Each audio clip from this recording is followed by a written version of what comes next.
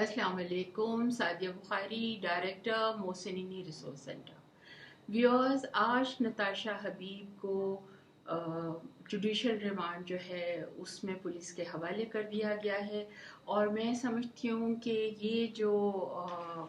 Procedure है ये सिर्फ इसलिए शुरू हुआ है कि जो सोशल मीडिया स्पेसेस पे एक शोर उठा और आवाम ने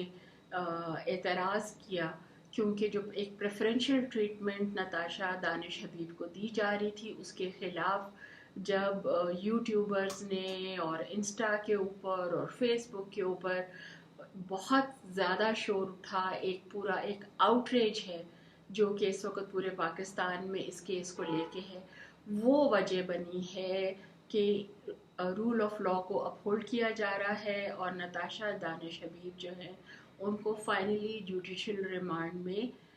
पुलिस के हवाले कर दिया गया है। यहाँ पे एक अहम पहलू जिसके हवाले से हमें बात करने की ज़रूरत है वो ये है कि जो ड्रग कल्चर है कराची का, हमें उसको भी एक नज़र देखने की ज़रूरत है। जो ड्रग यूज़ है कराची में वो एक मेजर पब्लिक हेल्थ इशू के तौर पे काफ़ी अरसा पहले इमर्ज हो चुका है। एक डिस्क्रिप्टिव क्वेश्चनियर सर्वे कंडक्ट हुआ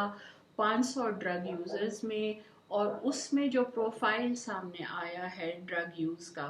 वो ये है कि सबसे कॉमनली जो ड्रग इस्तेमाल हो रही है वो कोकेन है, जो कि 19% इस्तेमाल हो रही है, और उसके बाद जो क्रैक कोकेन है वो 15% इस्तेमाल हो रही है, फॉलोड बाय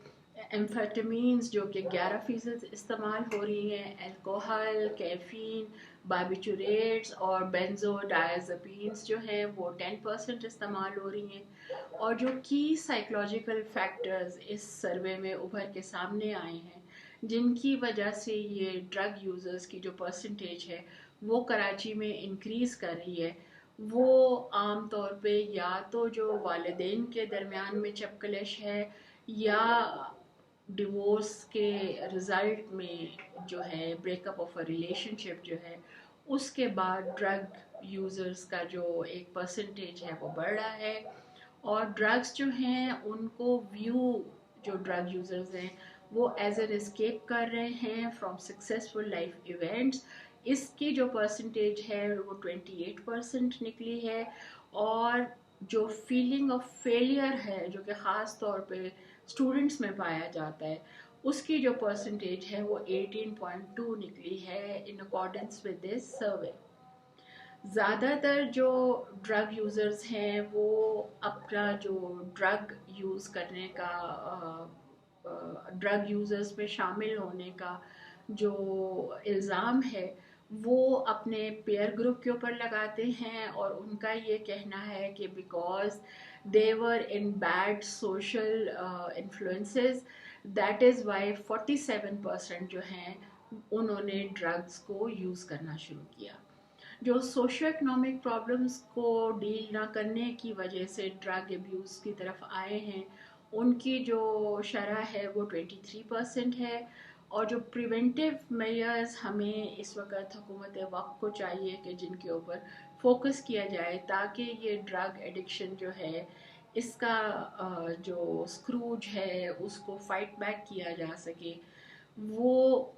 आप उसके लिए जो हुकूमत है उसको खातिर खा इकदाम उठाने होंगे। क्योंकि जो इस वक्त ड्रग अब्यूज़र्स हैं वो समझ रहे हैं कि जो प्लेजरेबल फीलिंग है, फीलिंग ऑफ रिलैक्सेशन है, और जो एक इंक्रीज्ड सोशल इंटरेक्शन आपकी पैदा होती है क्योंकि आप ड्रग इंजेक्टर्स के सोशल सर्कल का हिस्सा बनते हैं, ये जो है इसको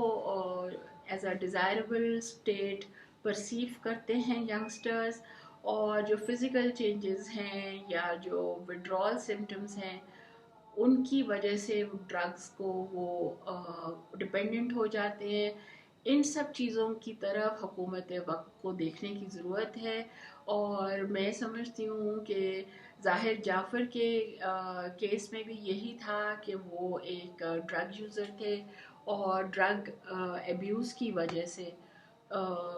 جو بھی انہوں نے جس طریقے سے انہوں نے نور مقدم کو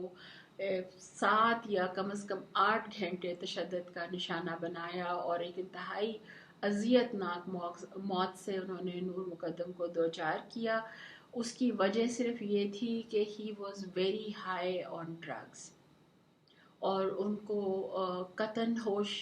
نہیں تھا کہ وہ کس قسم کا ظلم جو ہے اس کا نشانہ نور کو بنا رہے ہیں۔ اسی طرح سے یہ جو خاتون ہیں، ان کا ابھی جو ڈرگ ٹیسٹ ہے اس کا رزلٹ تو سامنے نہیں آیا ہے، مگر کیونکہ اب ڈاکٹر چنی لال کی جو رپورٹ ہے اس سے یہ واضح ہو چکا ہے کہ she is not a psychiatric patient, ان کو کوئی سائیکیٹرک یا سائیکولوجیکل بیماریاں نہیں ہیں، تو پھر اس کا مطلب یہی نکلتا ہے کہ she was either under the influence of alcohol یا شی ہیڈ ٹیکن ڈرگ، جو کہ کامنلی یہاں پہ کراچی میں زیادہ تر کوکین جو ہے وہ سوشلی استعمال ہو رہی ہے، تو یہی سمجھ میں آتی ہے کہ she may have used cocaine and that is why وہ اتنی ریشلی ڈرائیو کر رہی تھیں کہ پہلے انہوں نے ایک بزرگ صاحب جو کہ 62 ایئرس کے ہیں ان کو ہٹ کیا اور وہ زخمی ہو گئے، اور اس وقت وہ ایک کرٹیکل کنڈیشن میں ہاسپٹل میں ایڈمیٹڈ ہیں، اور اس کے بعد آمنہ اور ان کے والد کو اس نے اپنی گاڑی کے نیچے، میں تو آئی ایم بیریفٹ آف ورڈس، مجھ سے تو بات ہی نہیں ہوتی جب میں آمنہ کے حوالے سے بات کرنے لگتی ہوں، کیونکہ وہ بچی پڑھ رہی تھی اور وہ ایک امپاورڈ زندگی کی طرف آ رہی تھی، اور ایک محنت تھی اس کے بعد کی جس کا وہ ثمر تھی، اور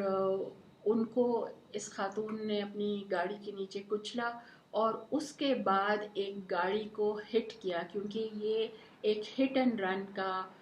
جو تھا وہ کیس بن رہا تھا، مگر کیونکہ انہوں نے اس گاڑی کو ہٹ کیا اور اس کے بعد ان کی اپنی گاڑی جو ہے